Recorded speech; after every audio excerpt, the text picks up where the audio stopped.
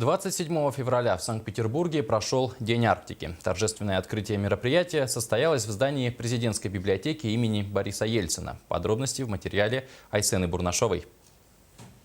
В ходе конференции обсуждались вопросы сохранения объектов культурного наследия за Северным полярным кругом, проблемы, связанные с экологической безопасностью и освоением Северного морского пути. Также была освещена тема инновационного развития арктических территорий. Главная цель, преследуемая конференцией вебинаром – популяризация арктических исследований в рамках развития образовательной деятельности в соответствии с мировыми тенденциями. Во время двухчасовой деловой программы прошло онлайн-общение с 9 городами России, в том числе и с городом Якутск. Доклад с актуальной темой для Якутии как региона Арктики подготовил глава республики Егор Афанасьевич Борисов. В докладе подробно рассмотрены стратегические направления устойчивого развития арктических регионов республики.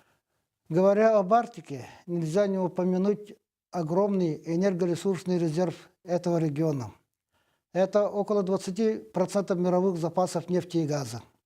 Якутия же представляет собой самую удобную стартовую площадку для освоения Арктики. А поскольку добыча полезных ископаемых в таких сложных условиях – проект на долгосрочную перспективу.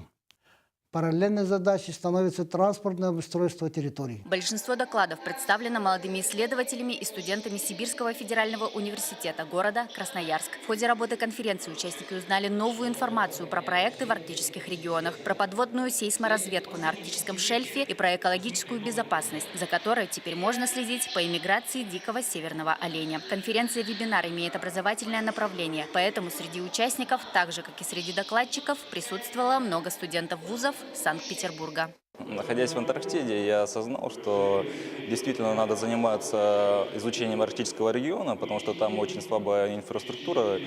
Там находятся огромные запасы энергоресурсов, и надо заниматься этим, а исследований научных проводится очень мало.